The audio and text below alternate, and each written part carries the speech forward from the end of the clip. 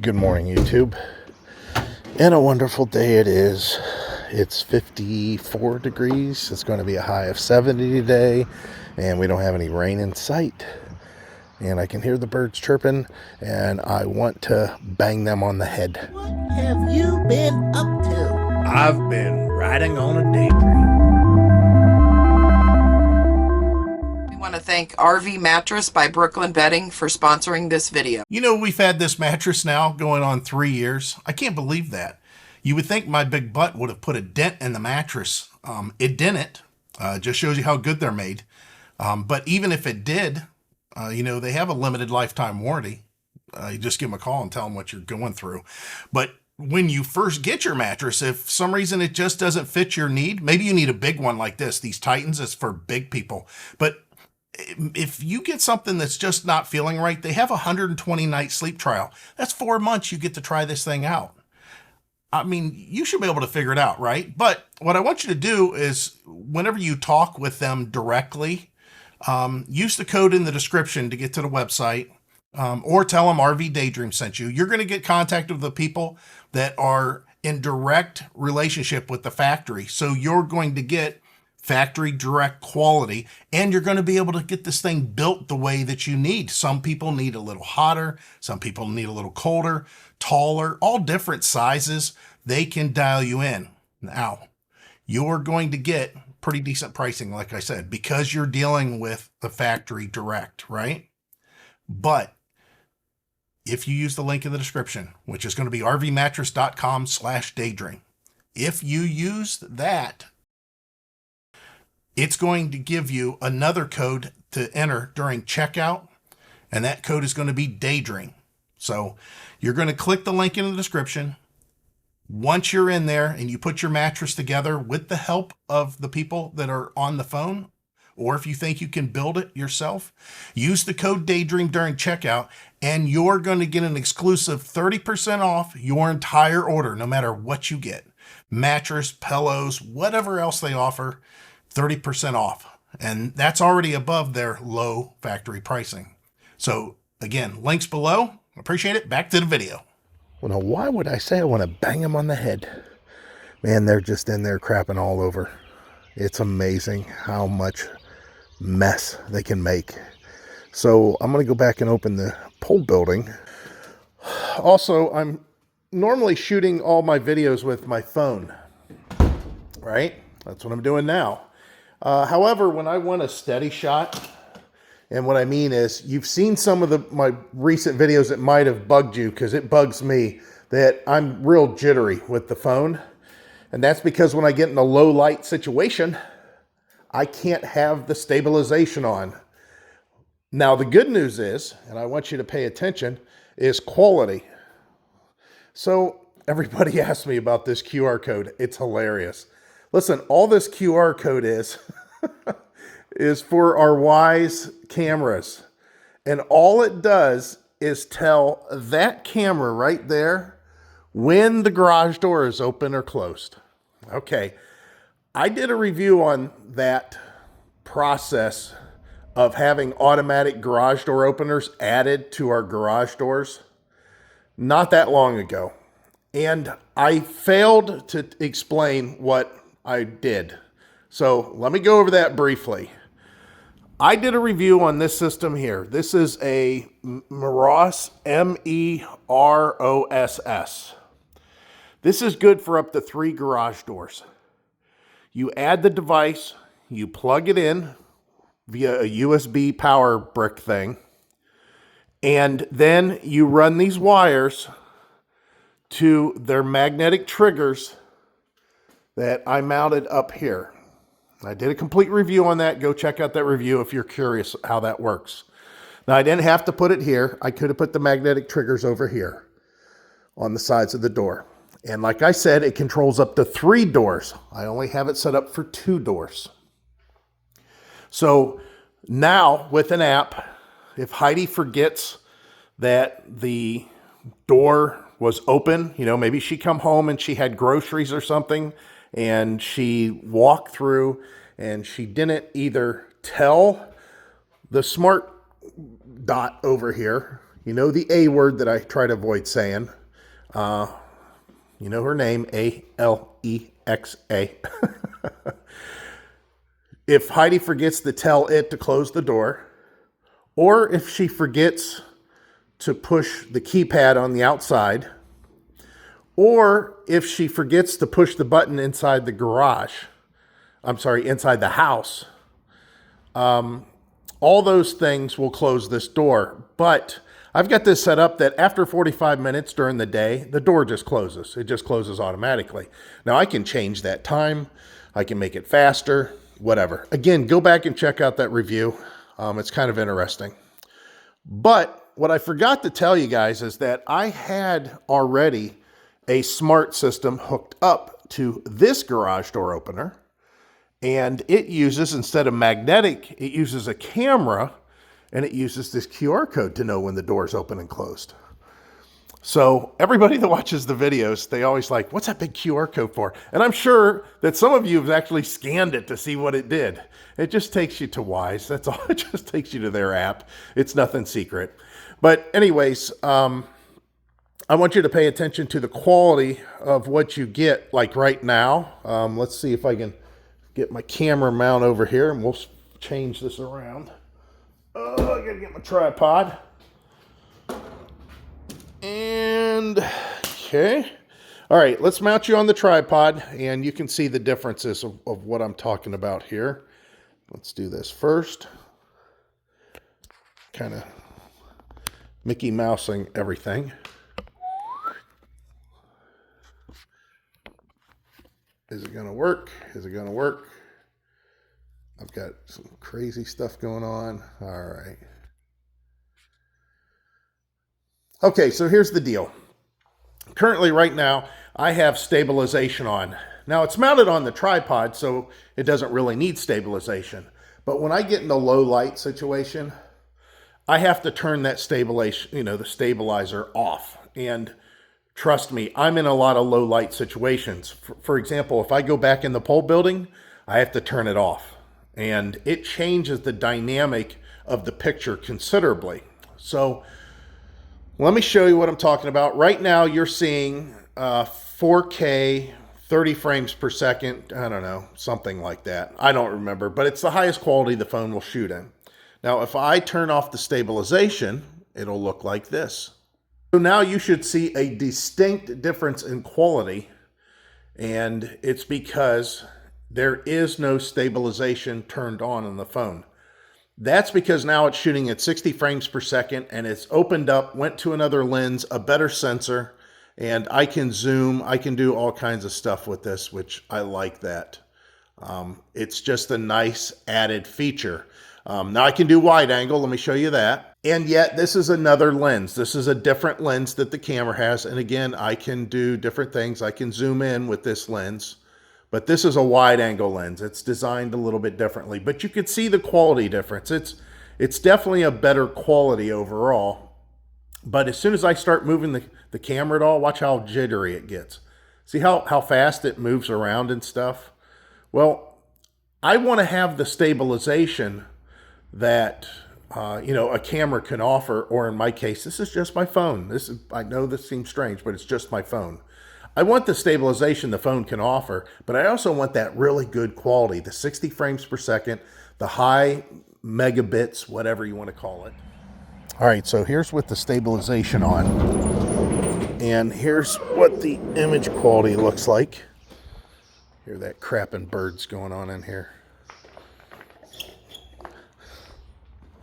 See, I'm getting a notice that says more light needed for super steady. That's what I'm being told. But I love how steady the shot is, right? But look what you're missing. You're missing this low light ability to make the image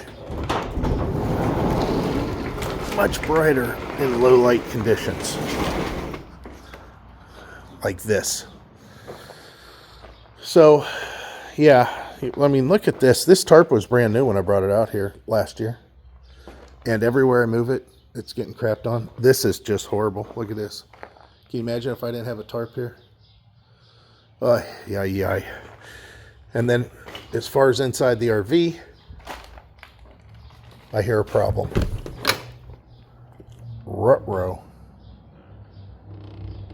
I definitely hear a problem. Let's see what the problem is. Uh-oh, it's inside the RV is the problem. So that problem is, hey, the RV don't have power.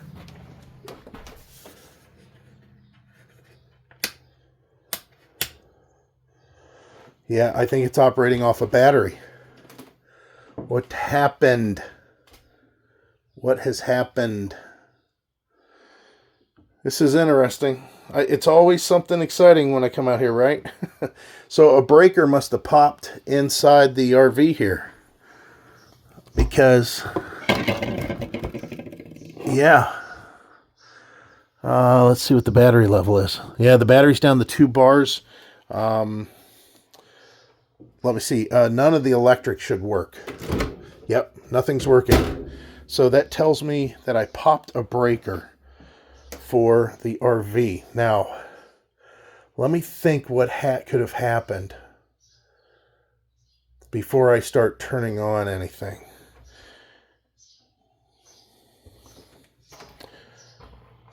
I don't know why a breaker would have popped. I guess that's the thing that I got to be concerned with.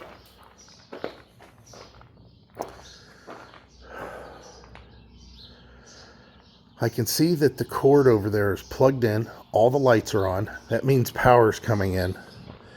It could be that this extension cord gave out. I mean, it could be as simple as that. All right, let me do some research on this. Again, I got to be careful with the electric. I don't want to screw it up. It could be just the breaker popped inside. Let's look if it's that simple. I'll keep you guys on just for that. If it's something that simple, okay, I get it. It could just been moisture, heat, wet, who knows what. But if the breaker hasn't popped in here, and none of the breakers have popped, then I know that I got a problem with the cord. Which is fine. This extension cord looked hokey anyways. Let's fix it. Okay, I got you back on stabilized mode.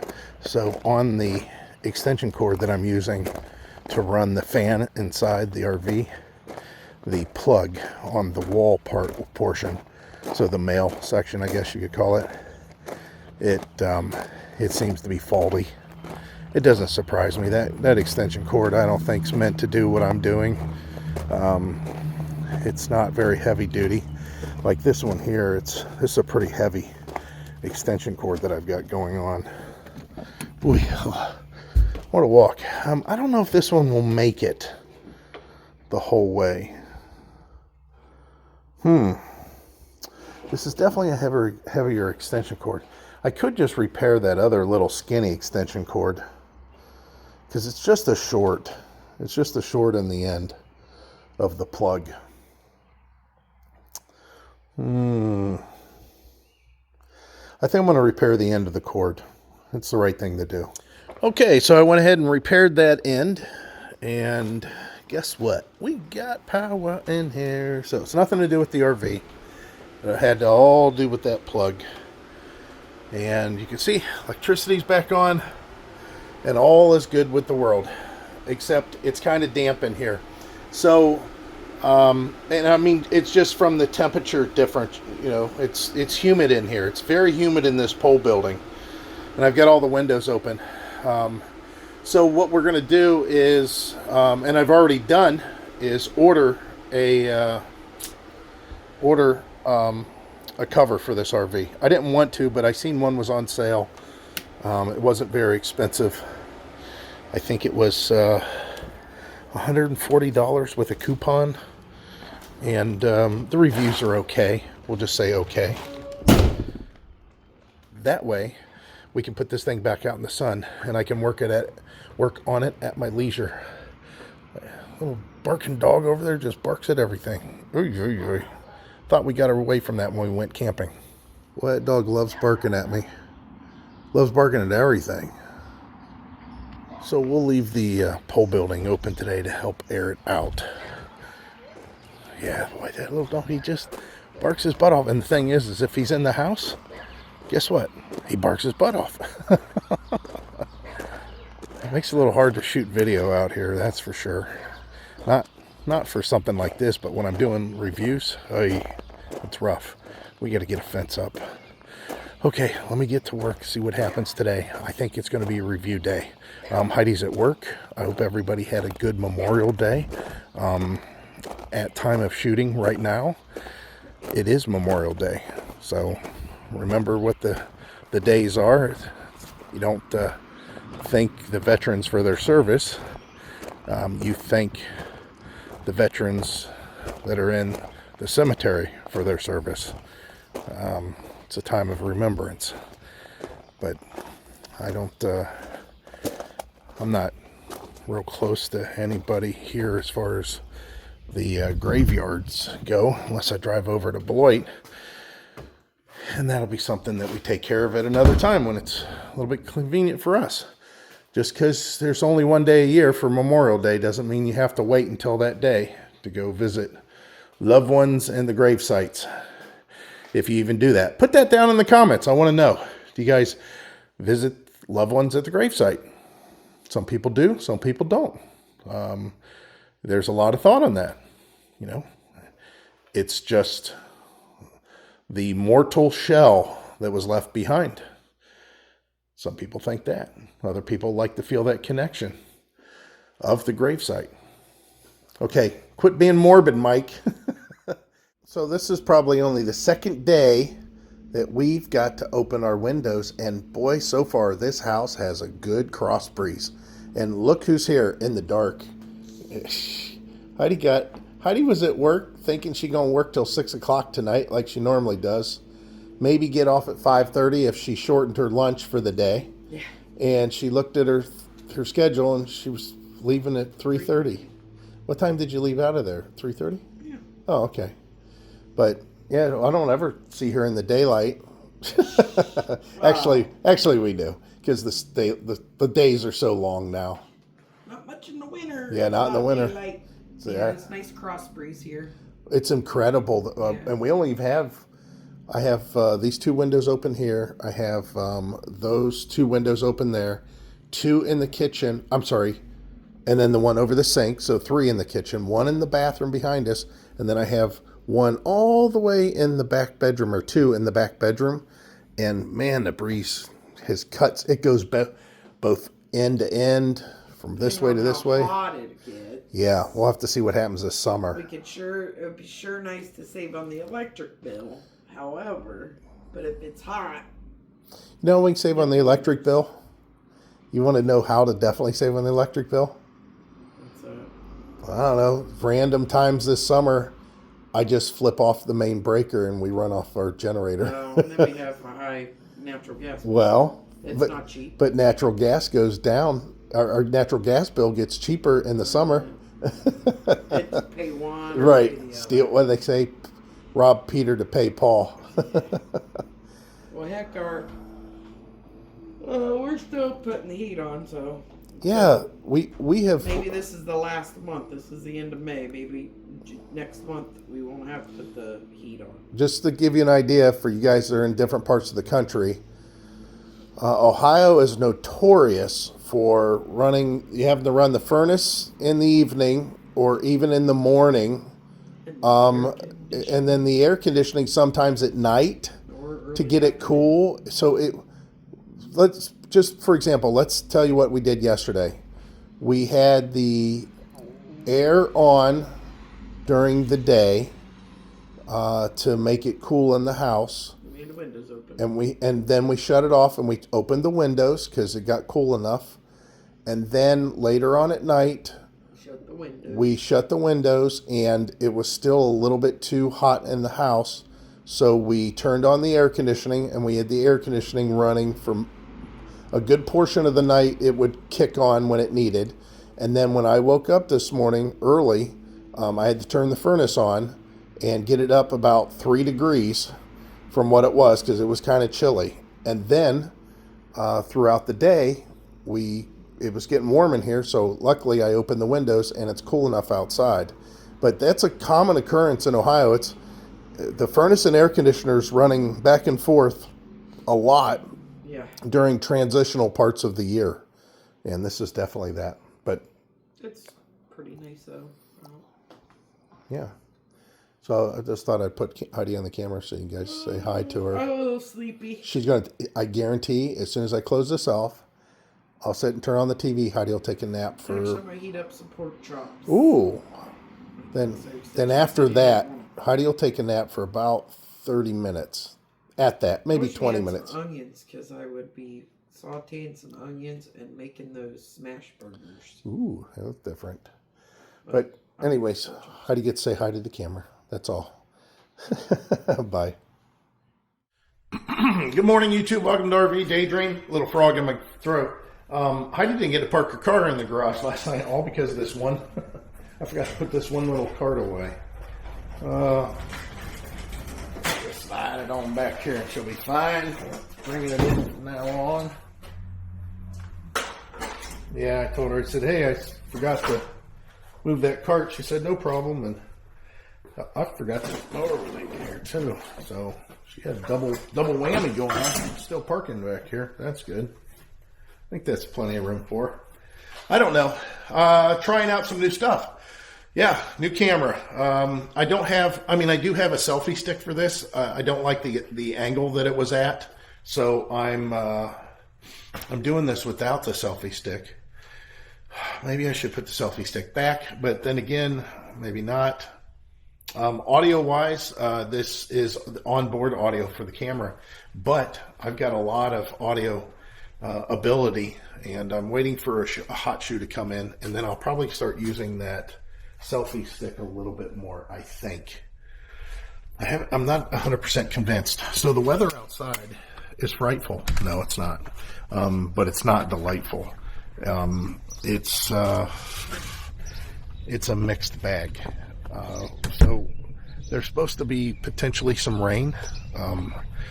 Is there going to be rain? I don't know. Should I open the barn today again? I let the barn stay open, or the pole building, whatever you want to call it. I let it stay open all day yesterday, and I think that it helped considerably. We're going to be getting close to needing to mow the grass again. I could maybe do that today, but I've got stuff that I need to do, and I wanted to chat in with you guys. This is the improved video, hopefully, that I'll be putting out from now on. I don't know how it's going to work, and I've got a learning curve to go on this. It's one of those things that, have you ever bought a car that has so many gadgets and so many functions and features that that you'll probably never learn them all, or master them all, or even necessarily know them all, even kind of remotely? I think that's what's going on possibly with this camera, is that there's so many different ways of shooting video. I don't know necessarily what the best way is as of yet. Hopefully I will figure it out, but in the meantime, you got this. So, wow, Heidi's garden's bad. What do you guys think? I still can't believe how cloudy it is today. I feel bad because we took the rototiller, we tilled all of this up, and we probably needed a load of topsoil. So she said, I'm going to go ahead and plant. And I said, well, it's up to you what you want to do, but look at all this grass. This is an incredibly, this is just grass. This is just flat on grass. All right, well, whatever. So we're going to start again with shooting with this camera a lot more often. There's some features that are nice that you guys will see. One of those features is the ability for this thing to track me around. You know what? My left front brake must be dragging. I don't know if you can tell, but I can. I showed you how the brake pads on this thing are probably crappy, but this brake pad is definitely dragging more than the other one, or Maybe it's just that pad. So let me go in, get some of this video stuff played with to see what I can work with, what I can use, and then we will move into my normal day, which I have to shoot video and do a couple more reviews.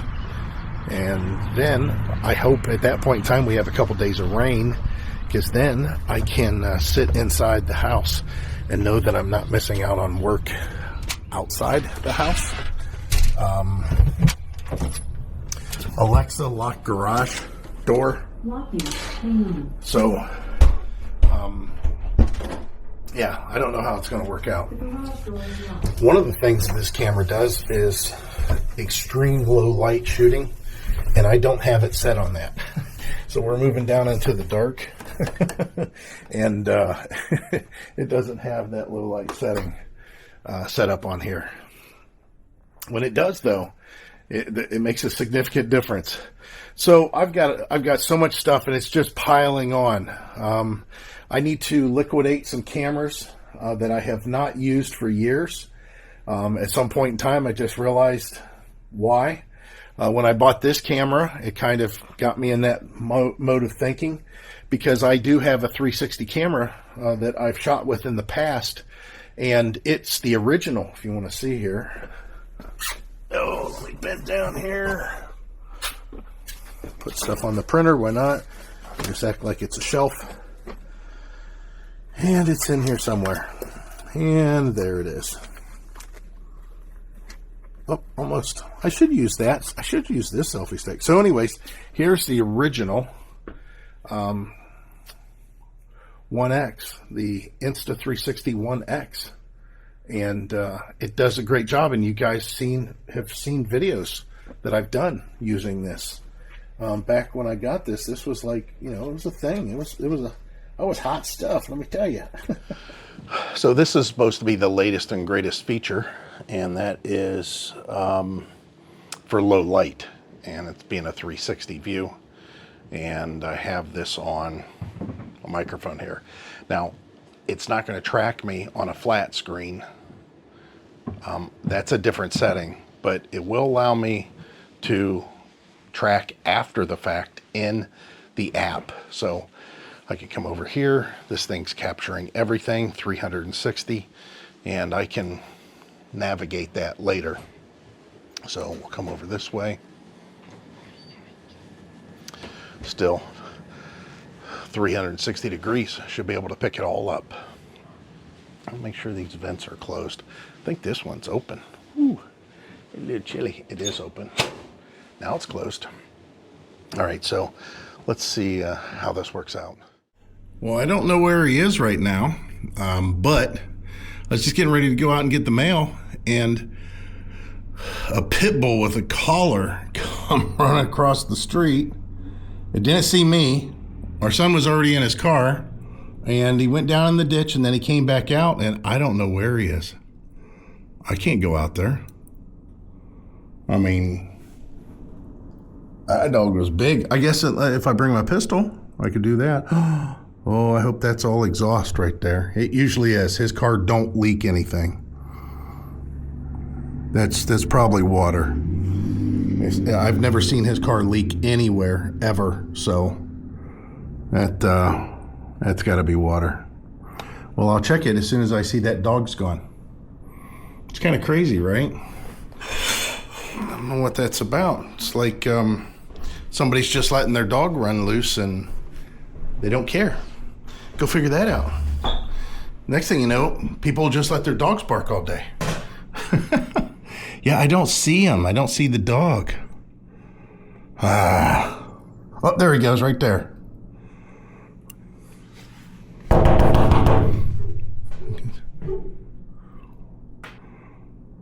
What's that about? Right?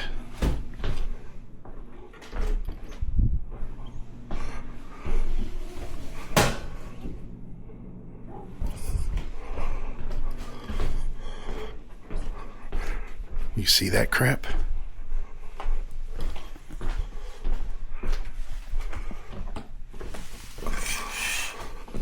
Get out of here. Get out of here. Go. Get.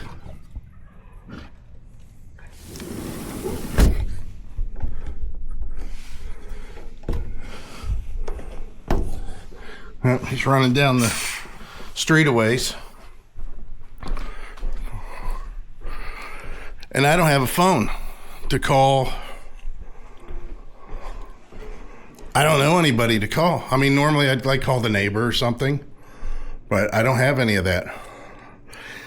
So the deal is my Flip 6 phone developed two small semicircles right above and below the hinge on the right-hand side that were equal to the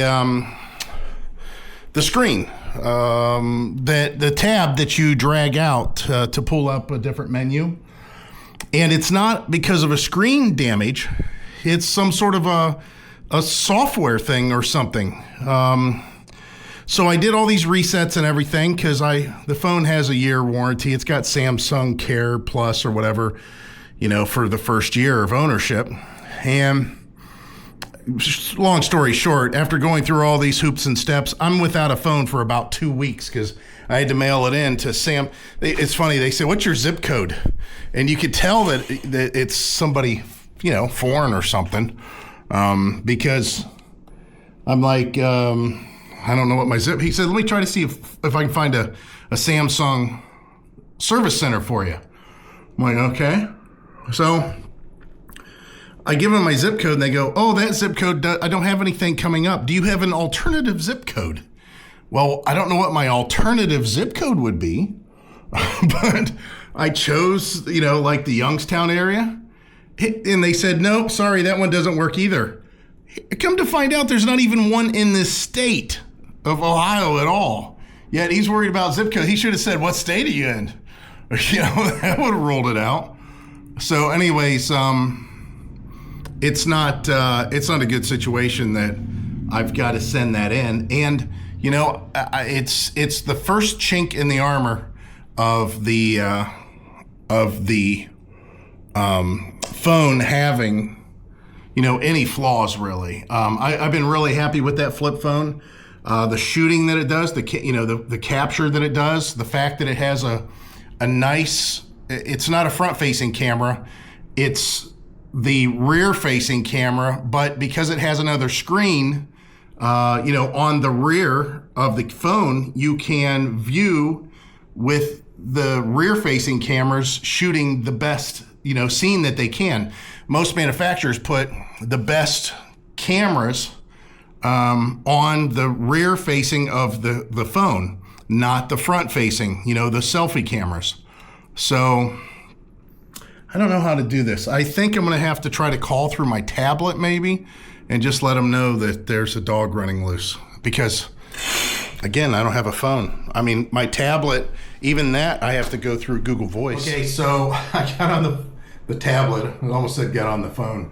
Got on the tablet with the dispatch for Trumbull County, which is kind of strange. I mean, we're in Trumbull County, don't get me wrong. But the phone number for non-emergency, I figured it'd be a police department dispatch still.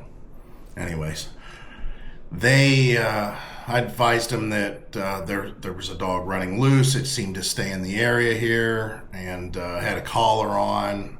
And he's like, "Okay, where are you at?" And I gave him the address, and I said, "I don't know if it's any of the neighbors because we just moved here a year ago." I said, I just have no clue. And I said, "Oh, hang on just a second." And as I was talking to him on the tablet, I got up and I walked over to the window and I said, "My neighbor that lives across the street just came home with his car." And I said, let me see what happens here. And I said, the dog's just standing there looking at him. I said, he opened his door, and I said the dog started wagging his tail, and I said the guy immediately grabbed his collar and drug him to the backyard. I said, so I didn't even know they had a dog because they have goats and turkeys, of course, kids. So I never hear the dog barking over there or anything like that, so I was kind of shocked about that. But anyways, that's good. I'll have to eventually get over and introduce ourselves. But, it's kind of an odd, it's, I don't know. Some people live out in kind of like this area because they don't want to know their neighbors. They just want to exist. And like, ultimately, he only has one true next door neighbor. And, you don't even have to talk to him if you don't want to. And I get it. I mean, maybe that's them over there. They seem to be pretty, they got kids and everything. But all right, just thought I'd give you an update of what I was doing there. Because I was hoping that if I yelled at the dog that he would run back to the house, scared. Which he did run. It's just who knows where he ran. Well, I didn't get you guys coming out the door today because I had a lot of stuff in my hands. I have a lot of work to do, and I thought I'd touch base with what's going on. We have basically about another week, and then Heidi's got like 5 days off. So we're trying to figure out what we want to do, and if we want to start on that RV project. Some reason I don't think we're going to do that. I have a lot of stuff going on in here, and I've got a lot to catch up on. I think that I'm getting pretty close to being caught up. I mentioned that previously. It was like a self-realization that I was looking around going, wow, I'm almost caught up. However, there's stuff that's still not in my view that I had to do. So I have a couple of reviews here. 3 to be exact. One's off camera. And then I have 2 that are inside the house, or 1 actually that covers over 2 products. That's going to be something that I'm going to have to deal with. I've got a couple of e-bikes in here, doing reviews on one. The other one, somebody was supposed to pick it up. He came out and looked at it, and then, I don't know, I kidded around whenever I posted that video, and until you have experienced it, you don't necessarily know what's involved. I have had so many people that say, man, it is incredible. You get all this stuff. Well, I'm telling you, first of all, we don't get all this stuff for free. Even the stuff that is just given to us, the requirements that we have in our contract isn't free. It doesn't like we just get it for free and go, woo, this is awesome. I'm going to enjoy this. We still have obligations of shooting pictures and long-term updates and post on different mediums and submitting raw files for them to use and all kinds of stuff. And it's work. There's a lot of work involved. And that's, just the assembly alone. I mean, in the last 3 years, not even that, I think it's been getting close to 3 years. Maybe at the end of this summer, it'll be 3 years. I have assembled at least 70 e-bikes, 70 e-bikes, at least. I mean, it's just one thing after the other. And that's not, talking about all the other stuff in between that might have to get installed, whatever. Now, with that said, I love doing reviews because I never know what we're going to get, and I don't know how good it's going to be.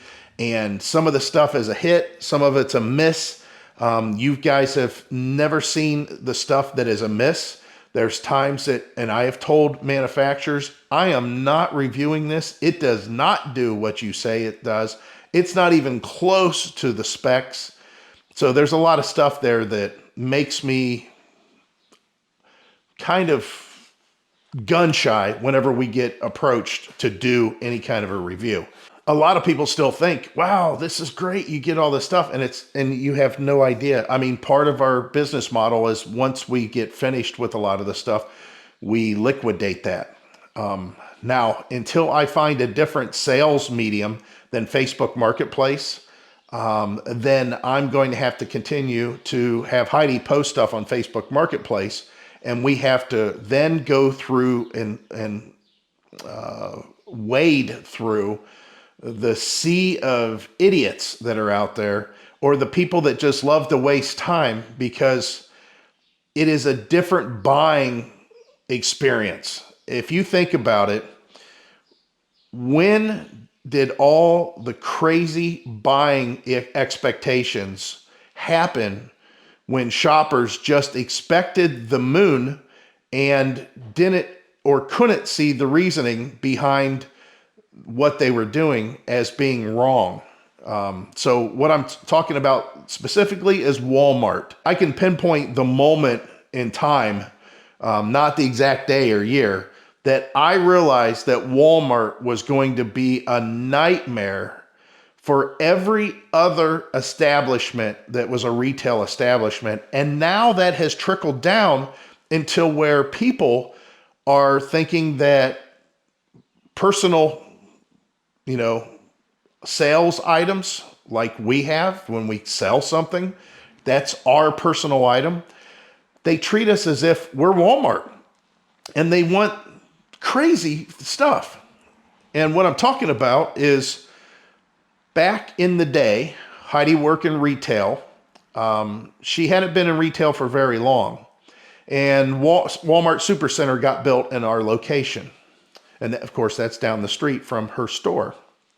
When they built that Walmart, I remember the first thing that I heard about it was somebody came into her work and tried to return a battery that was not her auto parts store battery. It was not one that they sold. They had never sold that battery. I'm talking about a car battery. And when this person said, well, can't you return it? I want my money back. And Heidi's like, we never even sold it. I can't give you back your money when we never got your money in the first place. And he says, well, I'm just going to take it down to Walmart. And Heidi told him, that's not a Walmart battery. That came from Napa. That's a Napa battery. You need to take it to Napa. He goes, oh no, I'm taking it back to Walmart. So he did. And he went down to Walmart and they returned it and they gave him back money for it. I couldn't believe it. And it wasn't that they made a mistake, because I heard about that stuff on down the road. I heard about people doing that with other things. People that would go and buy shoes. And this I found out from Famous Footwear, because we knew somebody that worked at Famous Footwear. And they said that people were coming in with shoes that they had wore for half the year, maybe the whole year. And they would say, listen, these shoes are wearing out faster than I think they should. I want my money back. And their policy was to give them back their money. I couldn't believe it. So I know a lot of you that are our age or older, you're probably thinking, well, man, I've never heard of this. I'm telling you, it's the truth and you can do it. You can go do that stuff.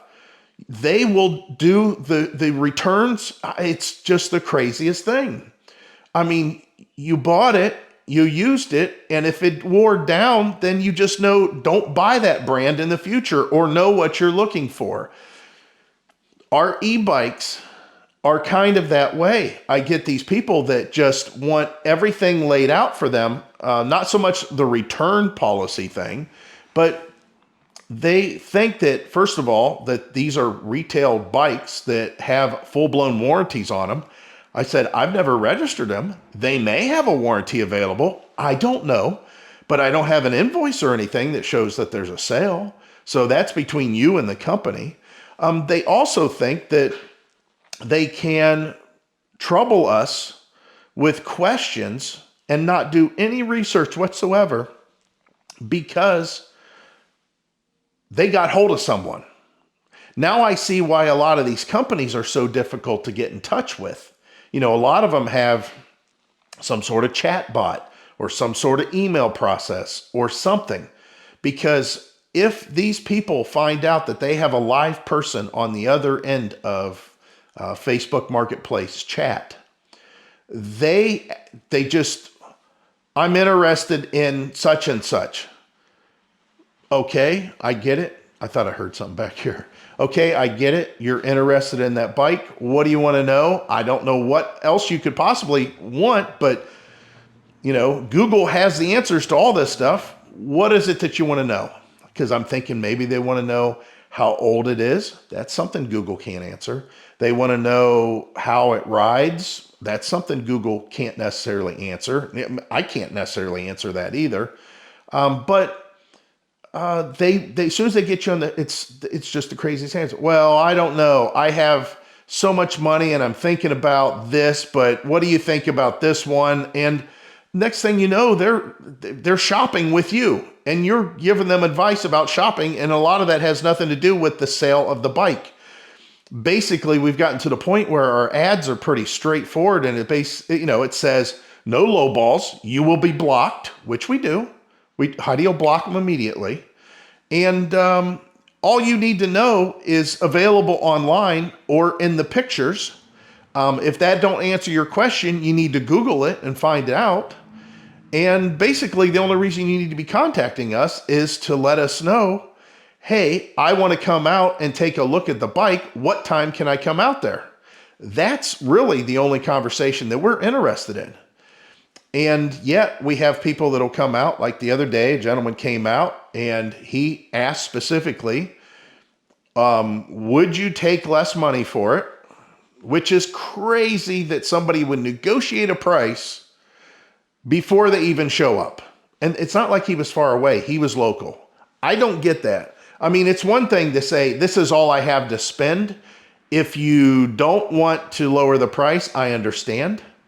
But this guy in particular, he wanted to negotiate the price based on the fact that he just wanted to pay less. All right. It just so happened we were okay with that amount for that bike at that exact point in time. It was going to work out to our benefit. So he came out, it was later in the evening, and he looked at the bike. Now this, I could give you at least 20 examples of what I'm getting ready to say here. This is just one of them. So he looks at the bike, he's interested in it. He's like, oh, tell me about it. So I'm going over all the features, which I shouldn't have to do. I shouldn't have to go over all the features. Quite honestly, these reviews that I do on these bike, on anything for that matter, it's me cramming, just like for a test in high school. I cram all the information in my head. I keep on repeating it a few times. I refresh it. I get it in an order, and then I do the review, and it's from the hip. I don't have necessarily anything written down. Sometimes I have to refer to notes when I'm a little confused on some of the specs, or I can't remember the specs. Some days are better than others. Sometimes I'm doing multiples, and I have to go to my notes for that. But everything's from the hip. So once I'm finished with that, so a lot of times whenever I'm getting one of these bikes out to sell, my brain, I got to refresh everything. I got to refresh it all in my head. I'll look, I won't even remember how to turn it on or change the settings or a lot of the features. There's times that I'm like, oh yeah, that's right. This one has that. I do that a lot. So this guy comes out and he's looking at the bike and he's asking all these questions, and I'm slowly remembering some of the stuff. And then I could tell, he said, so this is a dual motor. And I'm like, no, this ain't a dual motor. I said, this is a dual battery. I said, that's what it says, on our ad. It's long range dual battery. It has 2 batteries. It's got one in the frame. It's got one in the seat.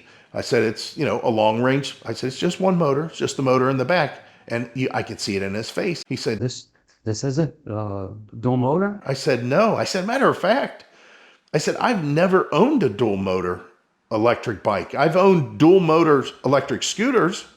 I said, but as far as a dual motor electric bike, I said, the only manufacturer out there that I know, there's only a few, and one's more popular than most of them. And he said, well, my neighbor has a dual motor. And that's what I was looking for, a dual motor.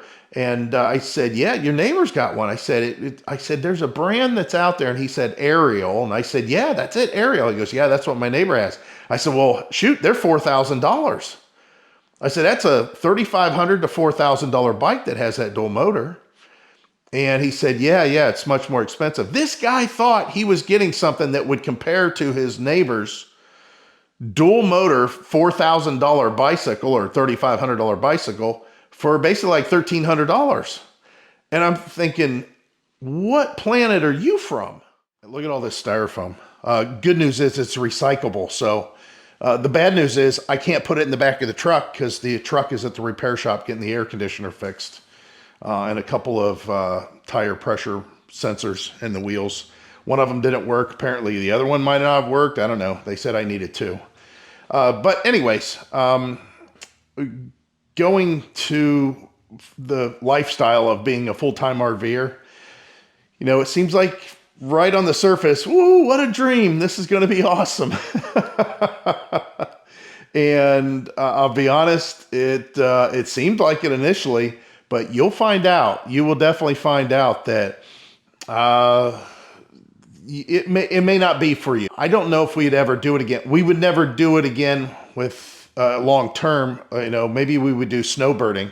I think that's probably what we should have done. But honestly, we didn't really want to keep the house that we had. Even this house, we love this home.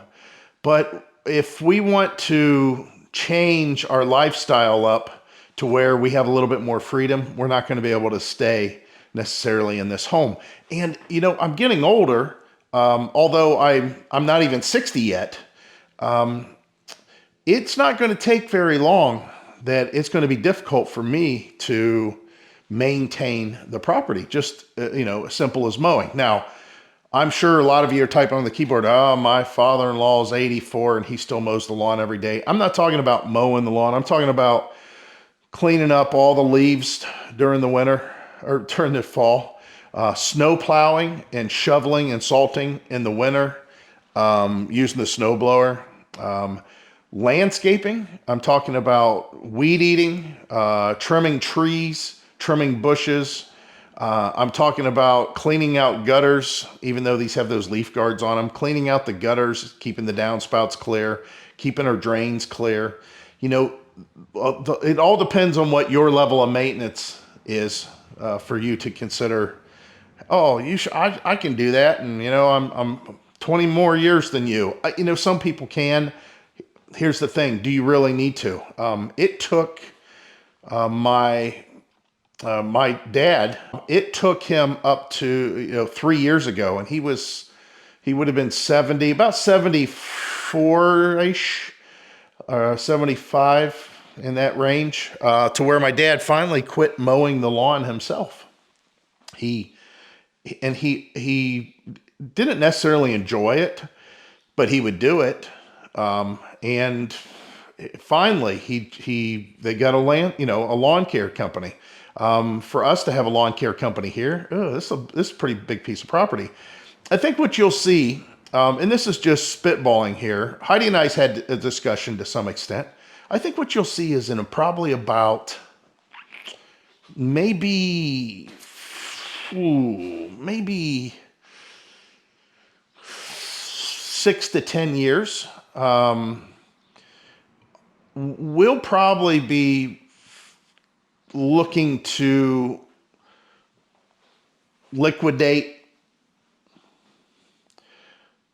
downsize, and get into a situation to where we can just go and do stuff at our leisure, and we don't have a lot of money going out. Heidi and I both could, to put this, and she could do it. You know, I'll get her on front of the camera one of these days, and we'll talk about this. Hopefully, again, if I can remember, which who knows.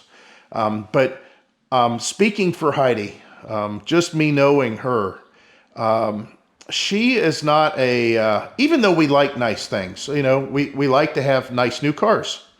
We like to have a nice home, although there's things that we need to do to make it even nicer or fit us better. But we like to have a nice home. We like to live in a nice neighborhood. We like to live in a nice city. We really like to have nice weather, which that's, you know, up in the air here. Some people think this is nice weather, but I don't. I like hot and humid weather. Heidi kind of likes hot and humid weather also. But even though we like nice things and to have nice things, it doesn't mean that we need to live extravagantly. You you know, we were perfectly content with our old pickup truck that we used to have. The F-150 that I used to have, the 95 F-150 I used to have. But then it had a problem pulling our old 94 Terry travel trailer. It just didn't like to do it. The truck was old. It had a lot of miles on it. So when we went to a new truck at that time, for us, it's new to us, it was, a 97 F-250. And although I had to do a lot of modifications to it, that truck was perfectly capable of pulling our Terry travel trailer. And we were happy with the Terry travel trailer. Even though it was a 94, we made a lot of changes to it, a lot of personalization. But we were happy with it. It had some flaws. It had some downfalls. And, we were okay with that, all except for in our minds, we didn't know what full-time living was going to be like in such a small unit. And I don't think we could have full-timed any other way. Sometimes I say full-time and I'm thinking full, F-O-O-L, full-time. We're being fools. We're full-time fools. Maybe that's a good RV channel, huh? Full-time fools. So the idea was, to get into a little bit bigger unit. And then that kind of snowballed into me being a little aware that, okay, the truck, if there's maintenance that needs to be done and stuff like that, I can do it. But we're going to be on the road. I'm not going to have all my tools. It's going to be completely different. So that's whenever we started looking at buying a new truck. And then, of course, we upgraded to yet another new truck within a year. But that was perfect for us when we went full time. If we were to snowbird, we don't need to do that. Do we want a bigger unit than what we have now? Probably. If we were to start snowbirding extended, on extended stays, most likely. But the thing is we own this one. Once it's, I repair it, it's still going to need some stuff. I need to get new tires for it. I don't know how many years old they are. And I don't even know what they are, know what brand they are, what speed rating, load rating, or anything for that matter. But the whole idea was when we were on the road and we were in the bigger RV and the bigger truck, newer truck, the new RV, then we got into a new fifth wheel. That was really nice. We enjoyed that. Being full time, we enjoyed that. But we didn't need that. We didn't have to have that. We just thought that it would be more comfortable for us to do it. And I'll tell you, it's tough. It's really tough to go backwards whenever you have a feature that you're used to. Like when Heidi finally got a washer and dryer inside the fifth wheel, that made a big difference. That made a big difference for her. And she had a bigger kitchen to work with. That made a big difference for her. I had a more reclinable area with the, instead of having a recliner or a couch with a footrest, a separate footrest, having a recliner couch and all that did make a difference. And it was really nice. Power awnings, power leveling, all that was really, really nice. But we wouldn't need that if we were just going to be doing snowbirding. So, again, the whole reason I'm talking about all this is that we don't need this much home. It's nice to have this much home, but we don't need this much home. Heidi and I could be pretty content just staying in, I think that we could actually rent a place. There's always a question to throw up in the air of rent, when you're renting. The thing is, you got to find the right landlord. So then we started thinking about, well, if we don't mind staying in an RV, and having that low overhead of an RV, we could actually buy 2 RVs, and not have to travel between here and there, wherever there may be, if we found a couple of places that we like to stay. And when I say to stay, I mean, I'm just talking for a period of, a few months. A lot of the RV parks up north here, in the winter, there's nothing going on. So starting in late October, some of them don't even go to October. Usually they shut down at the beginning, maybe second week of October. Unless there's a lot of kids in the campground, they'll go till Halloween, and then after that, they're pretty much done. So a lot of the campgrounds up north, there's really no staying at the campground mid-October, November, December, January, February, March, and then April, usually about the second week of April. That's whenever they open back up again. So you've got 6 months. And here's the thing, even in April, I mean, I'm in a jacket today and we're at the end of May, and our temperatures tomorrow, even, I think the high is maybe in the lower 60s. And I think the low is going to be in the 40s. We've had, I don't know how many, I think it's been close to 2 weeks of cool temperatures, lower than, it's just crazy how cool it's been, but that happens. So even in April, I don't know if I want to rush back to Ohio. It could snow. It would have to be May, and it would have to be in mid to late May that I'd want to come back. Well, during that time that we're gone, these campgrounds, a lot of them just say, okay, for an extra whatever, you can just leave your RV on site. Or maybe it's part of the season. If you pay them anywhere between, it might be $3,000, maybe $4,000 for a really nice park. And that's for the entire season. Now in Florida, you're talking anywhere between $800 to $3,000 a month to stay in parks down there. But a lot of those places, again, if you just pay them an extra $100 a month or $200 a month after that, you can leave your RV parked in, during the off season, which in their case would be the summer. But what I think that we would probably end up doing is maybe having it to where at first we'll snowbird and travel back and forth. As long as, the truck will allow it and the RV will allow it, we'll figure it out from that point, what we want to do, moving forward. I tell you, Heidi and I could live we could live in a mobile home park easily. It's low overhead. There's no value to the home really to speak of. You don't buy it as an investment. It's just a place to live. And of course you're paying the park to stay there.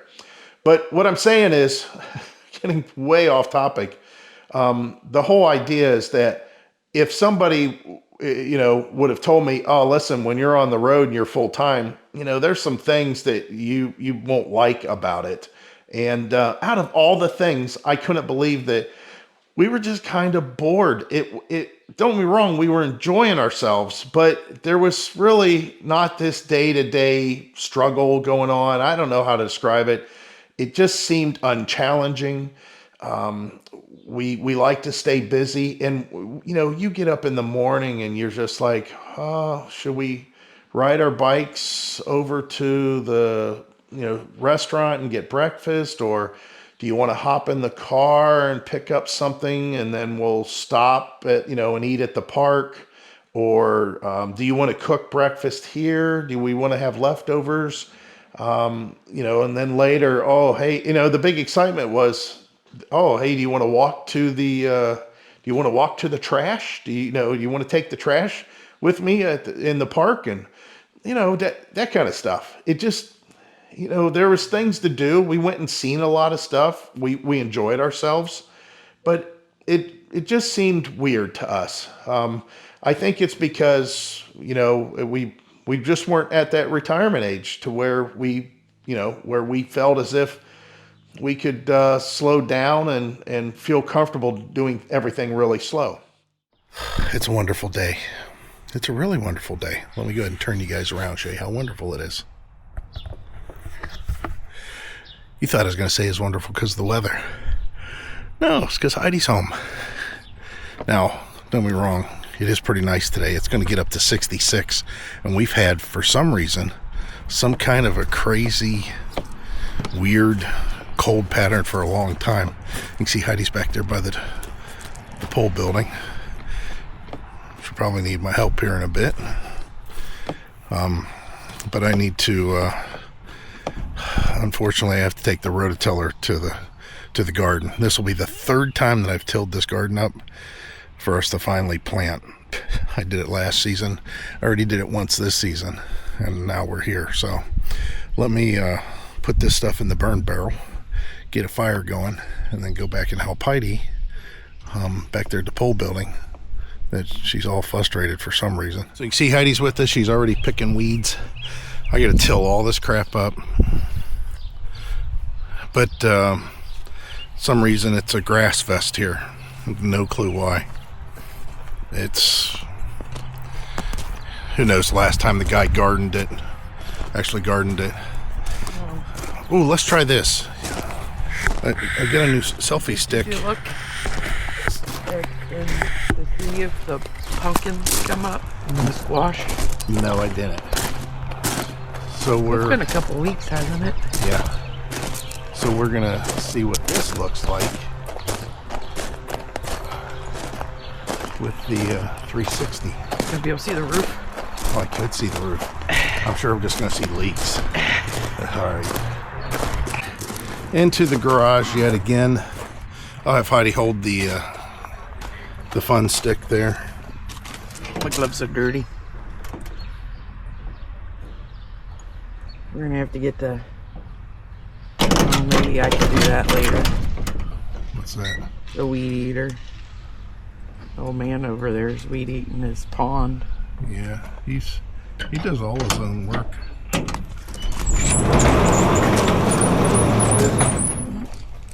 See if we have a raccoon in here. Isn't that was delightful that? Yeah. Guess what we have at the property? A raccoon!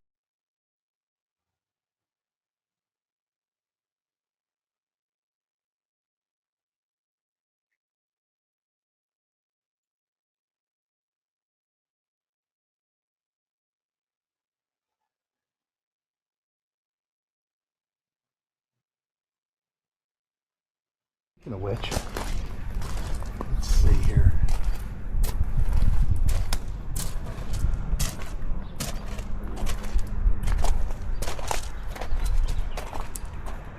What are you looking at? I'm looking to see where that pellet went. Oh, I already looked. I didn't see anything fresh. Yeah, I don't either. I don't see a hole. That's the thing I'm just looking for, is a hole. So maybe there'll be a dent. I guess that's good. If it just dented it, that's fine.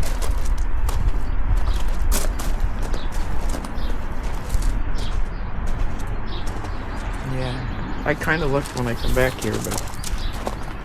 So what I was looking for is, if you guys don't know, whenever you have... Ooh, it's wet in here. Yeah. Whenever you have a pellet gun that's based on like a compression thing, it's not a good idea to store it compressed. So what I did was, I cocked it without... If I'm going to shoot a varmint, I'm not going to make a noise of a cocking gun to scare it away. So when I'm attempting to go find the varmint, I want the gun to already be cocked. So that's what I had to do last night, is once I couldn't locate it, I went ahead and just fired off the trigger and shot the pole building to see if it would make it. And not only did it make it, but boy, it made a pretty good sound.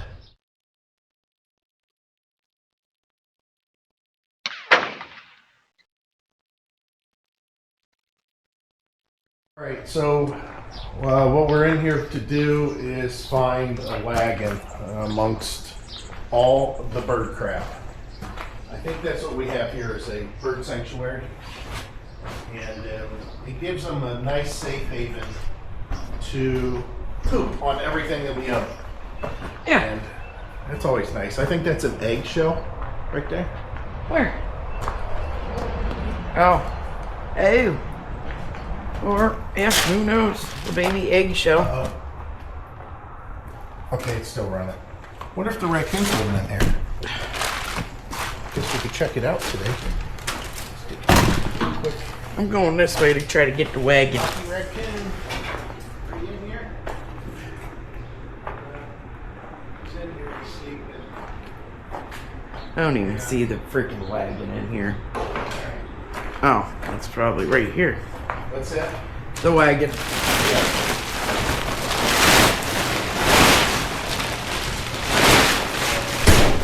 Well, nothing. I take this out today and we put the cover on. Yeah. Here, I'll hold it. A fun stick. Make sure you don't scratch the RV.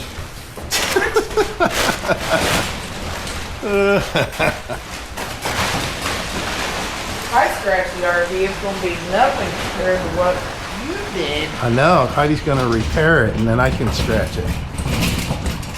So the whole idea behind today is some semblance of this garden, because it's just not warm enough for us to do really anything with the RV as of yet. So even though Heidi's off, we are going to do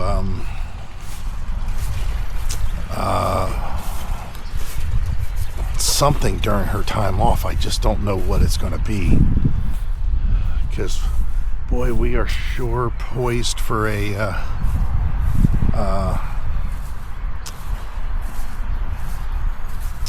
garage sale. Boy, that'd be nice. Get rid of a bunch of crap. Hey, you let some of that box blow out. How did I let it I don't know. Remember, you're the one that started banging. Am I supposed to till all that up? Yeah. All right, so I'm gonna get the rototiller. I found some stuff up here somewhere. I don't know where it's at. What kind of stuff? Gold? You find gold? Oh yeah, there's gold in here. All right. Oh, it's not gold? That's shit. Oh, wow. All right. It's gonna be the first year of this garden, and we'll see if we need more dirt or what have you Yeah. for next year. But we need to get the garden in. You know, we're in Ohio, so we have a short growing period. No, we chose this state basically on the long, hot summers that Ohio experiences. Oh. Heidi says, why would I say that? Because it's the exact opposite of what we did. We didn't pick this place on anything other than our grandson. Yeah, because our weather blows. And we moved moved north too far. Yeah, this is one of the wettest Mays that we ever had. And, you know, is today still May? I don't know. Maybe, I don't know. The first. Okay, so anyways, May is done with, and there's so much rain. We've for the last 3 months, our weather guy showed that other than in February, I believe it was, March, other than in March we had like 8 days or 9 days of no rain. Other than that, we have only stretched out 3 days of no rain since then, and we only had one of those. So we have rain about every other day since the second week of March. And today, I think today, or maybe yesterday, was 40 years since Oh yeah, the tornado in Niles. yeah, that's a big deal around here. I mean, Michael can probably share some clips. Obviously, we weren't here in '85. Yeah, I didn't know this area well at all. I lived over in Brimfield area, which is, And I lived in Beloit. and she lived in Beloit, which we were both equally the distance from this area. But this was, I mean, think about this. It was an F5. I'm sorry, an F5. It was before they put that E rating to them. They are F5s. That is a substantial tornado, and it came through in 1985, and it was in May, and it destroyed quite a bit.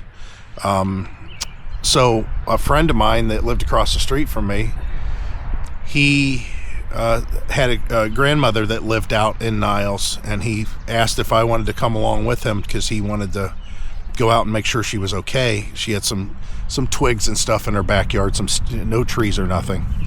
And when we came down through here, the stuff that he was saying was like, my God, I didn't know that cemetery was on a hill, because it took all the trees from the cemetery. My stepdad worked for Ohio Bell back then. I don't think it was quite Ameritech then. I think it was still Ohio Bell. And he also worked for the National Guard, or I should say he was in the National Guard. So he had double duty. They called him out on the National Guard. They called him out for Ohio Bell because he put up poles at that time. That was his job, to put in poles.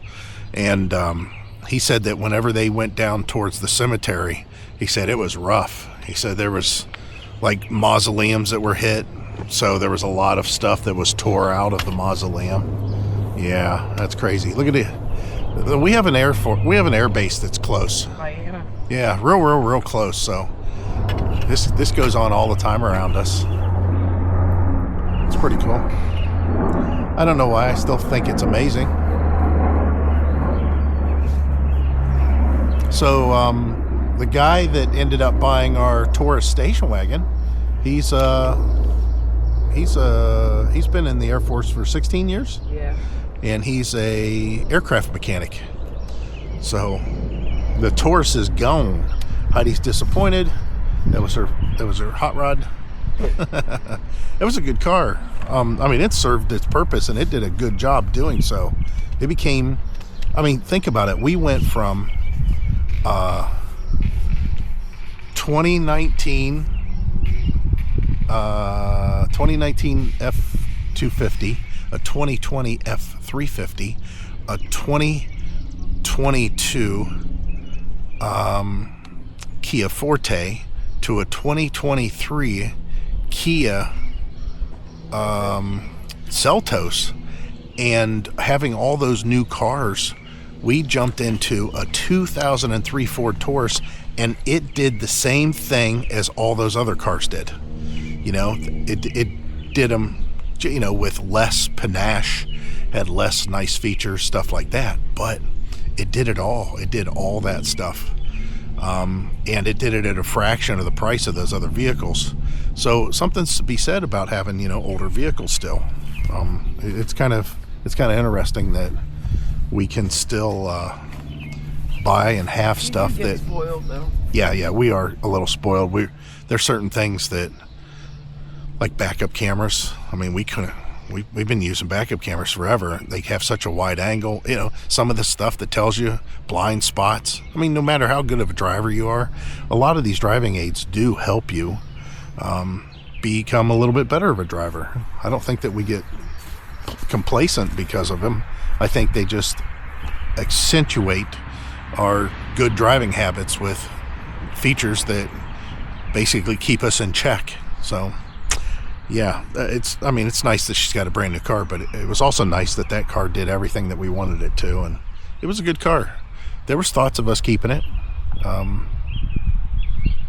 Ultimately, I think that we were concerned that it was just going to sit in the driveway, and it had been sitting. I mean, it was like, oh, let me take the station wagon and drive it, because it just sits, and that really hurts vehicles. That really does. All right, I'm yammering here. I need to get, I think I'm going to relocate the burn barrel because it's too close to the RV. I still think that's too close to the RV. I'll probably put it down there somewhere. It's going to be a handful because it's full. It's full of all kinds of crap.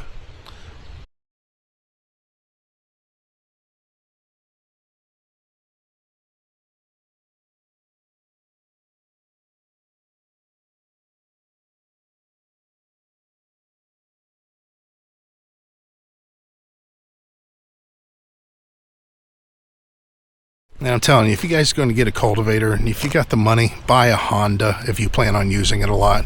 Being a small engine mechanic, I'm going to tell you that Honda is definitely the best at making those little things. That's for sure. They make awesome generators. They make awesome cultivators. That's all I can say. But Heidi got most of the, well, she said she's going to have her son, I guess, rake this back out again, but she wanted to get most of this grass out. I think she needs, what's that called, preen or something? I know we used that years ago. I think it did a pretty good job, so maybe she'll use that again, and it will do the job again, because she ain't gonna get all this grass out. It would take her hours. But nice, right? I mean, it's pretty substantial, the amount of garden space that we have. I think she could do a pretty good garden here.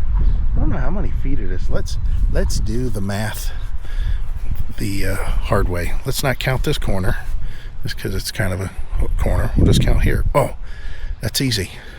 These are 6-foot sections. 1, 2, 3, 4, 5. So it's 30 foot. 30 by 12. And then whatever this is here. So I don't feel like doing a squared plus b squared equals c squared crap or whatever. But and figuring out square surface, it's almost a 90. So if you guys feel like doing that, basically I would assume that it's half of a 6 by 12. It would be half the volume of 6 by 12. So again, I don't feel like doing math. I need to make this place look a lot better, though. Look at it. The neighbor come over and was asking about, there is a drain line apparently, and I seen it on an old Google Earth map of the place, and basically we've already seen that on videos, that this part of the property, his property more than anything else, gets just lambasted. Is that the word? Lambasted? My feet are all sloshy here. With water whenever it rains. And there's supposed to be a drain pipe that runs the full length of the property, that the previous owner told him about. And it goes all the way out.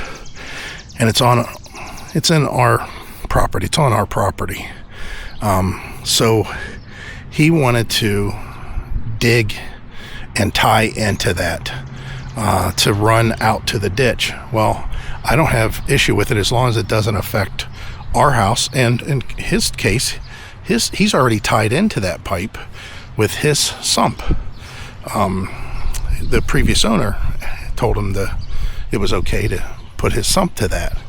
So that's what we talked with him, and I'm like, yeah, as long as it don't affect, us and the drainage, and you with the drainage. And he says, I'll just block it off if it does. So we'll get Heidi's word on this. See how she feels about the whole debacle on the garden. So do you think your garden is going to be weed free? Of course it's not going to be weed free. Well, why not? You just de-weeded it. Hey, what's that stuff called? Perine? Yeah, I was going to go get some. Oh, well, if you do, then you also need to get Weed kill for the driveway. Right, and also we need the caulking tube of asphalt, so I can do that little thing. Asphalt caulking tube. Yeah, it's like $6, I think. Is it? I saved it on my phone. Fortunately, my phone's in Texas. I don't know what it is. It's awful cool today, but it's getting better. Feels nice. Well, I don't like, it's got to be warmer for this kind of breeze. So we need weed killer, right? Yeah, something that's easy to spray, because we got a lot of spraying to do. Yeah, well, you're just going to need to keep it to the driveway. Yeah. Now, I know a lot of you are probably typing in there, all you can do is mix Dawn dish soap vinegar and salt and oil. yeah, and or you need to take and come up with this and do that and sprinkle some fairy dust and spin around 3 times on the first Sunday of the month. And listen, I just want stuff that works and kills the roots.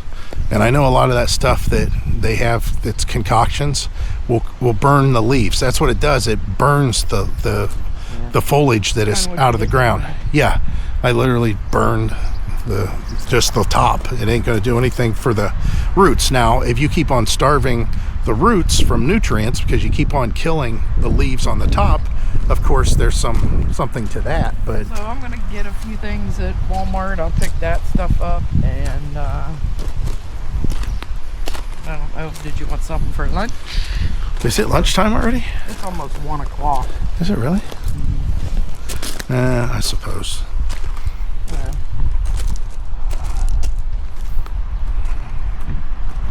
I don't know what it is. No, because we've got KFC in there. Oh, okay. We can have KFC. All right, my feet hurt. I'm gonna put my good shoes back on. Do you want me to move that stuff and mow that later? What the? Yeah. Or did you want to move it now and I'll mow it with the bagger on? Those are all very good questions. Let me contemplate. She got it. She got it all nice and refined and. Yeah, we'll see. Oh, I need a stick. I need a stick. Here's a stick. I found it. Let's see what she's doing. What are you doing? Planting beans. Oh. I can't wait to be snapping beans. Yeah, said no one ever. Yes. Bean snapper.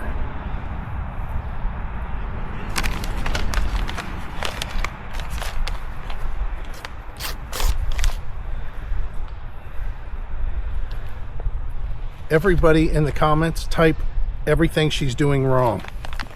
I was just thinking the opposite. I don't want to hear it. No, I'm saying that sarcastically because you know that's what'll happen. It should be in 1.6 and 5/16 of an inch depth, and it must be only 2.1 beans at a time. And you know what?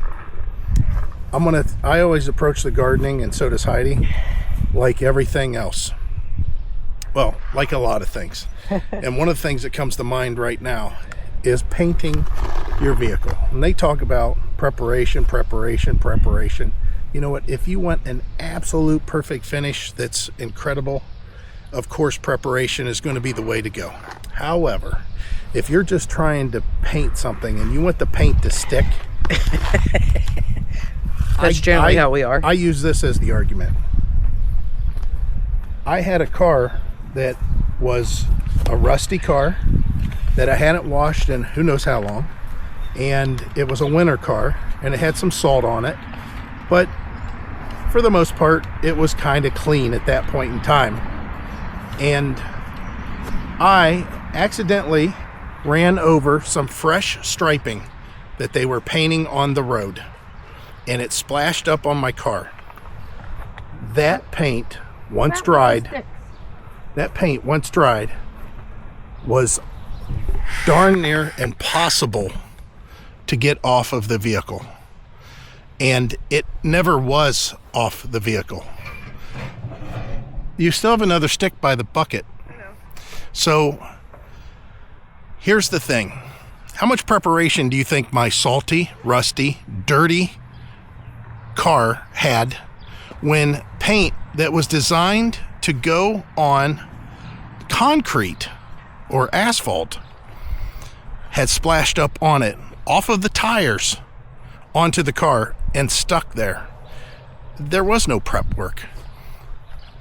Paint is paint, and if you just put it on, most of the time it stays on. There's exceptions, and it's the same with planting. When it comes right down to it, all you're doing is making sure that you get the seed in the ground and make sure that it's, gets watered, which obviously, We ain't got no problem either. Yeah, we don't have no problem with Well, we see rain. that now. Yeah, maybe we'll run into a drought later. But yeah, I will have to say though, I'll tell Heidi this. She'll go, I know. Behind the pole barn, I just went to get that because we have mint leaves back there. I was thinking we have a lot of mint. We have enough we can make tea We easily. should get it planted. Well, up here. there is some over there, Is it? but not like back there. There's so much back there. But what I was getting at is when I went back there to get some mint leaves, you should see the deer print back there. Oh. So your garden's going to get chewed up. Nope. I just told Bud in a couple weeks that we're gonna have to get it fenced in. What I like to do is take all of the rubber pads that are on the porch and put them around this thing, and then put a fence around the rubber pads. So you walk in the gate, and then you have a walkway to go all the way around the garden. Wouldn't that be fun? Sounds like a blast. Oh yeah. So anyways, this is what we're doing. Our son made that thing. Heidi had done a lot of weeding, and she loaded up with that wagon that's back there, or utility wagon, not the powered one. Should have got the powered one out.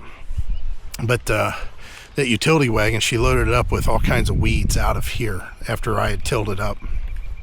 Well, she asked our son if he could go through again, and he went ahead and he made himself a sift. And he was sifting all this, which was kind of cool. Do you need more sticks? Do you need sticks? Yeah.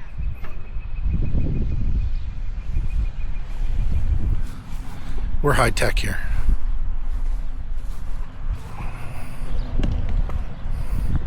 We have high tech sticks.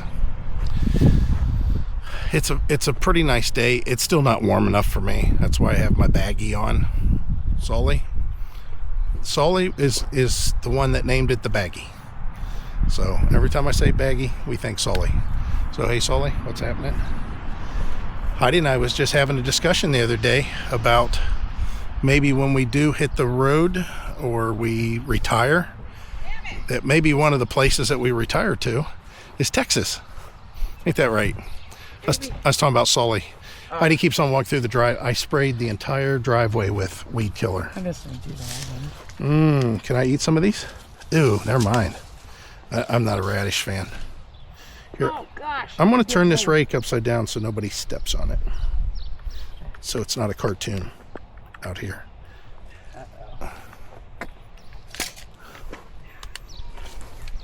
Oh, the goat's starting to sing. Did you hear him? Yeah. All right. Let me go back and do what I was doing. I was going to get that wagon and hose it off real good. Well, it wasn't wet. I'll just leave it. It wasn't. Okay. Oh my god. How many they give you? Barely any. Oh, and that's carrots. I do like carrots. You can't even see them. They're so small. Oh my word. I got 2 packages of Okay, them. there are no seeds going on the ground. You are kidding me. I didn't see anything. No. Me either. For that matter. I don't see anything. They're so small. See, Like look. pepper flakes? Yeah. Oh my word. That don't seem right. Yeah, no. So I'm afraid we won't have any carrots. That's wrong. Remember that one year? Yeah. I How like many carrots. I had? I know, I like carrots. Yeah, there's hardly any in these. Same? Look at that one. No, I can't It see got it. ripped off. Oh, that first one was a ripoff. There you go. Now I see those. The first one you got carrot dirt. Yeah. Yeah, those I can see. Well, I don't know. Oh, by the way, everybody look at my garden hoe. Well, I got the truck back. So that means I got air conditioning. Sorry about the wind if that's coming through. I might have to change the setting on the microphone on this thing. I got the lawn mowed. So it's a beautiful day out today. It's 85 degrees. I think the high is going to be 90. The air conditioner works exceptional. It doesn't look very big, but it does a good job because it is currently 68 inside the house. 68. And the air conditioner doesn't even seem to be struggling. So everybody's mowing. The guy down there's mowing. Our next door neighbor, he already mowed. Heidi's got these plants growing. Nice. And I'm just showing you the yard. That's all. Yeah, that's all I'm showing you guys. So the nice thing about having that zero turn that's back there is it gets the lawn done fast. So fast that I can mow it twice. Now, I don't know if you know this or not. I'm going to try to change these wind settings, see if the microphone's better at that point. All right, so I went ahead and turned it up to the max. We'll see how that works. But secret that a lot of people don't tell you as far as landscapers go. Landscapers don't tell you that the reason they cross mow for the most part is because zero turn mowers don't do a great job of cutting the grass. They do a great job of cutting grass overall and getting it done quickly, but they don't do a great job of quality of cut. So that's why they go and do it twice sometimes, a lot of times, because it just does a great job. Reason being is also a lot of times, like in our case, our deck's not huge. It's 54 inch, I believe. But I think I could have got a 60 inch or even bigger than that. But anyways, getting back to what I was saying, you know, that deck is supported over the mower. And you can imagine, let's say there's a 20-foot deck, which I don't know if they make one, but a 20-foot deck that's supported underneath the mower. Well, you can imagine that it would, you know, be a big plane that when it hit all the places it should, and in other places it would scalp. So the bigger the deck, the more of a chance that you're going to miss a spot. There'll be a low spot. For example, there's a low spot right there. I mowed it twice and I can still see white clover. So that should tell you right there. Anyways, I am now doing the thing. Since the truck is back, I should take it for a test. I picked up, what I did is I rode my, that Ingway X26, that big electric bike. I rode that to go pick up the truck because there's a bike trail not that far. So I hopped on the bike trail and went into town and then just loaded it in the back of the truck. Well, on the way back, I wanted to run the truck pretty hard. However, I had a bike back there, so I didn't want to do that. So maybe I'll take it for a little test drive. Yeah. HEIDI's garden's coming along. Let's take a look at that real quick. Still a lot of little grass seedlings in play, but that's expected. I mean, it's the first year. We'll see what happens. Hopefully this turns out to be a good garden. You know, it turns out to be something that actually produces. I don't know. Maybe.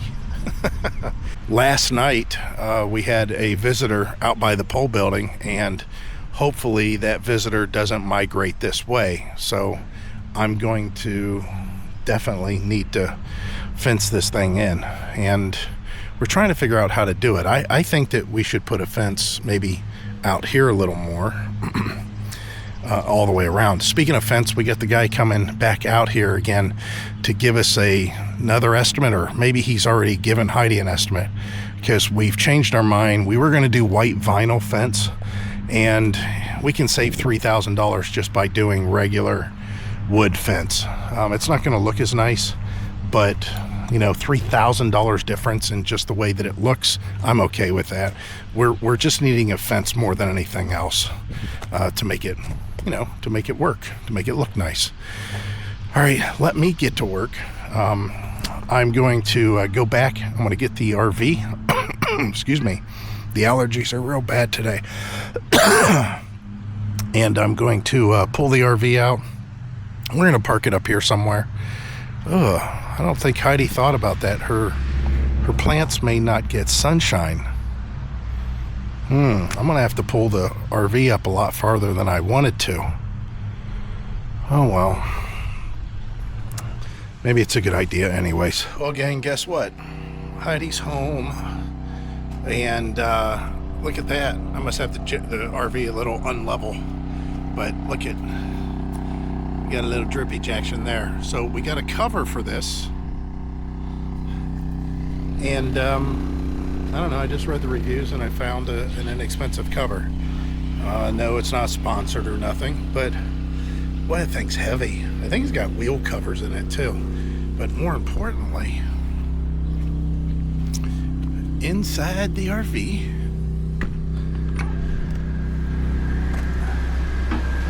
ooh, it's dark.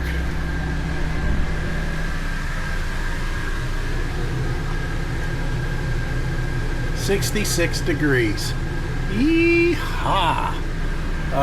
The humidity though went up to 50%. But yeah, how about that? 66.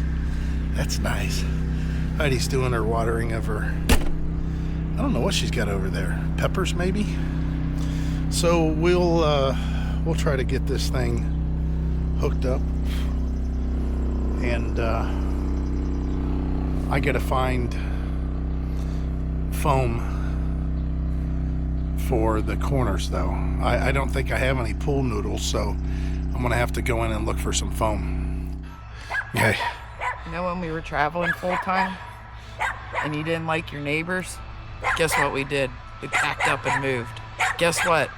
Look at this shit that we ended up with next door. Yeah. They were literally outside watching them bark at us. Yeah. So we have a fence estimate coming tomorrow. So I mean, we'll still hear them, but we'll see them. Oh my. So anyways, we got the cover on. You can see the cover. Yeah, the mosquitoes are real bad. Yeah, this is a really nice cover. It has an opening. Not just this, the window's open. But this will give me plenty of room to work, and it should keep it dry. I don't think water will get trapped in there anywhere. And it's got this nice thing all the way around here. That's pretty, this is pretty heavy. yeah, It's a heavy vinyl. So anyways, and then it's got a door opening. So we can go in and out, and the RV will stay dry, and Heidi can do all her work, and we won't have any problems. So anyways, yeah, the mosquitoes are really bad, but we are pretty sweaty. So the thing is we had an estimate for a fence, and they said, oh, it was, well, listen, we were going to pay for the fence, but it was going to be 6 weeks because they had to order it. So we put it off for 2 weeks, and because we really didn't. We thought, we keep on thinking that it's going to get better. actually, what we really thought is maybe we could get a couple more estimates. But you know what? We can't because nobody will call. Yeah. So here's the deal. It's COVID all over again. We asked them and said, hey, listen, what fence can you install like right away? And he said a wood fence, a regular fence, which you can see out the door there. Hopefully it'll look Fence like that. Yeah, I'm sure. And I said, well, if we're going to do that wood fence, I want it the whole way now. Yep. I want it from the back at the pole building, stopped just all the way up, and then it'll drop to 4 foot. So we'll do that, and hopefully it'll go away. What I need to do today is go back to the pole building and see why our power went out, and I have an idea. So the story is our power, unfortunately, is getting shorted out. The barn has a couple of leaks, and those leaks have not gotten any better. So when we have a lot of rain, like we did basically all day yesterday, we're going to have leaks that get through, and I think they're getting on the electrical.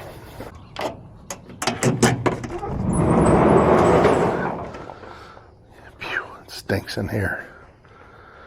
All right.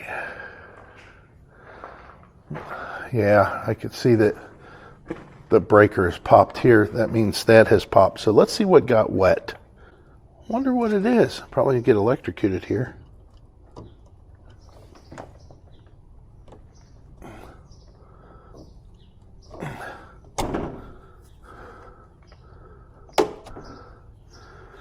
Oh, it went. Oh, yeah. I don't know if you could see. I'll put the flashlight away. Okay, so it's this. Oh, I've got this unplugged. Man, my brain isn't working, I'm telling you. All right, so I don't know. I don't know what happened. Something got wet. All right, close the pole building. Lock her back up for good measure here.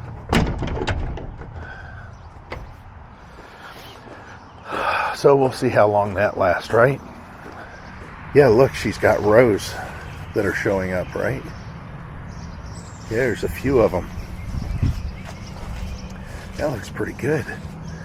Good for you, Heidi. She's got a lot of stuff popping up here. Yeah, wait till she sees this. Now, she's already told me, and I don't know, I need to address it, I guess. And she needs a fence around this, which it's more than obvious because we have deer that come through here. And we have that raccoon. I don't know what they decide they like to eat, but good job. Look at all that stuff coming up. I'm pretty sure those are beans. I don't remember. We're gonna get some food, and it's gonna be grown here. Time to check out inside after all this rain yesterday. Let's see what it looks like. I got another flashlight in here just for this reason. So what I did was something a little bit different, and that is I put this fan up here to blow out that window. And you can see everything's moving outside. Let's try to do it that way. Yeah, it's staying dry in here. This project needs to be addressed soon, but I keep on falling behind on other stuff. You know, basically, I've got to do some kind of work, and a lot of that is these reviews. Well,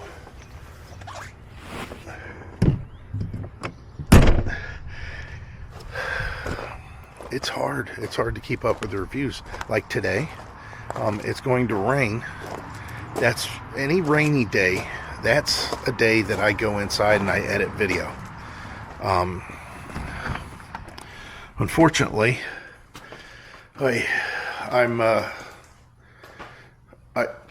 yesterday I was out of commission. Again, I don't know what that was, but I was out of commission.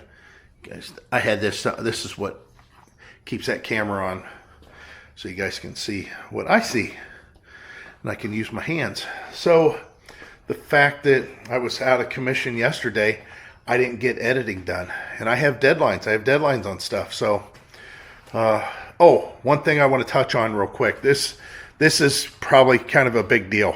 I talked about doing a generator box for the generator and the extended fuel tank.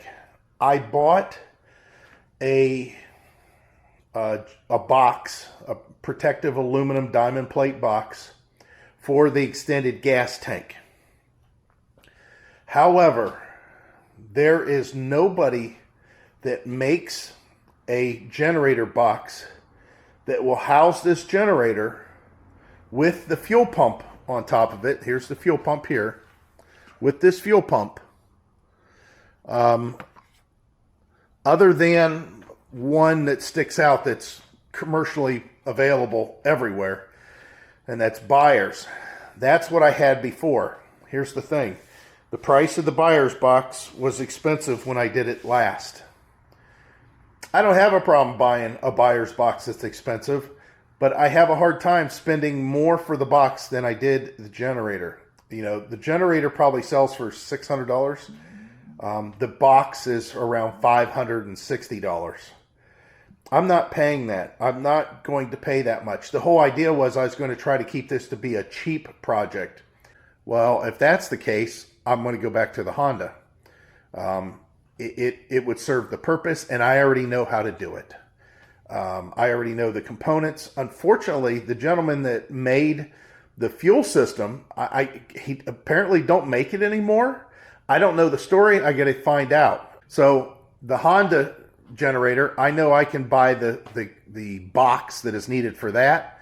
It would probably be in the neighborhood of about $360 for the box for the Honda. The generator, though, kind of offsets that. So even though I'm saving $200 on the box, I'm going to end up spending $300 more on the generator. Yeah, I mean, you can see where this is going. But I will save money overall because the gas tank box is still going to be $100. And the fuel tank is about $160 with its whole, system and setup. Again, if I could just find a generator box that would house this, that was only $200, maybe $300 at the most, I would still go with this one. There's no reason not to. I don't know. So anyways, what I'm getting at is the project for this to be an extended run generator system to go on the back of an RV. We're most likely not going to see that with this generator setup. It's sad, but these things happen.